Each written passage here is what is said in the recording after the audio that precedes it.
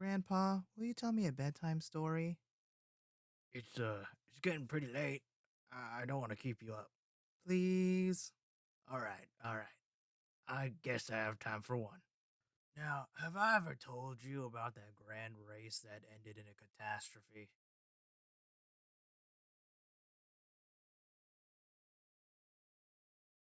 Now, imagine this. The hottest place you've ever been, and at 20 degrees. In 1904, competitors gathered near and far for a chance at victory. Unknown to them that this would be their greatest challenge ever faced. One competitor hails from Cuba by the name of Felix Carvajal. He traveled near and far to prove he was just as good as any other and had the strength to win. At only 5 feet tall, Felix was a man with ambition and a gambling addiction. It soon got the best of him, and his competition money was quickly spent. Still determined to make it to the race, Felix carried his belongings on his back and, with the help of others, hitchhiked his way to the starting line. When he finally arrived, he wore a white long sleeved t shirt, long dark pants, a beret, and a pair of street shoes. Astonished by his racing uniform, another competitor took pity on him and helped Carvajal cut his pants into shorts to help him through the heat. The competition was nearly 25 miles.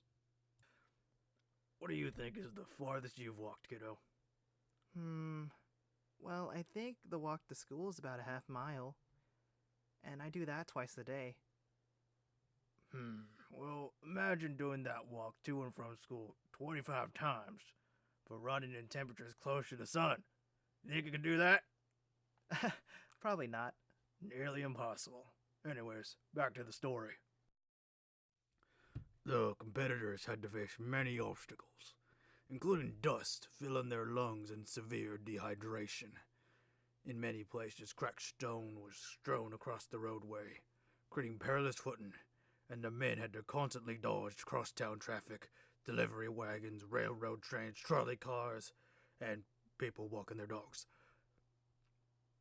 There were only two places where the athletes could secure fresh water, from the water tower at 6 miles down and the roadside at 12. James Sullivan, the chief organizer of the games, wanted to minimize fluid intake to test the limits and the effects of purposeful dehydration, a common area of research at the time.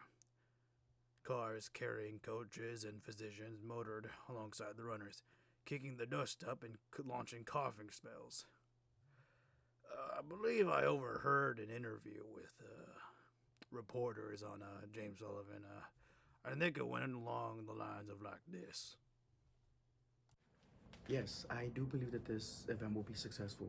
I think that with all the obstacles that we'll have to get through, I think that it will be enjoyed by everyone. With that being the 7 hills that they'll have to go on, and then the cracked stones that they will just have to get around, I think that with the cars that they will have to maneuver around with the dust that picks up, I think this will be an event that would be want to be watched. Are you going to have locations or markers where the runners can get water to drink? Mm, I think this is going to be a great event to test the marathon runners' dehydration on test their limits on how much they can run with a limited amount of water that we don't provide. That's not right, sir. We have to have locations so they can at least Okay, rehydrate a little. okay, fine. If they want water, they can get it from the well at mile 6 or the one next to the road at mile 12. But that's about it. That's if they want to get to that. But we will just not have water for them there. But yeah, I think this event will be loved and be viewed in great success. Thank you. Now, at the beginning, Frederick Lors and Thomas Hicks led the 32-man fleet as they started their 25-mile run. John Lorden also started strong and was believed by spectators to be a top competitor, but was one of the first to drop due to exhaustion and severe vomiting. John had previously won the Boston Marathon in 1903, but only lasted a mere 10 miles in the Olympic race. Can you believe that? Wow, that's crazy. One time on the playground, I saw someone throw up from playing tag. That's like the same thing, right? A little different, but you almost got the right idea. You remember that crazy man from Cuba, Felix? The racer that gambled his money away and ran in someone else's shoes? Well, while the other competitors were quite literally falling apart, he was on his merry way down the track. In his cumbersome shoes and billowing shirt, he was making good time. On one occasion, he stopped at a car, saw its occupants were eating peaches, and asked for one. I don't like peaches. Can we change it to oranges? Sure. Felix stopped and asked for oranges. A bit further along the course, Felix stopped at an orchard and snacked on some apples, which turned out to be rotten. Like Snow White. Would you stop interrupting? Sorry. It's alright. Back to the race. Suffering from stomach cramps, Felix laid down and took a nap. As runners started disappearing from the race, Frederick Lors took note of this and, at the 9-mile mark, decided to hitch a ride on one of the accompanying automobiles, waving at spectators and fellow runners as he passed. Needless to say, this made the other runners very unhappy. As Frederick hopped in the car, good old Thomas Higgs tried to press on and begged water from his assistants, but they refused, instead sponging his mouth with warm distilled water.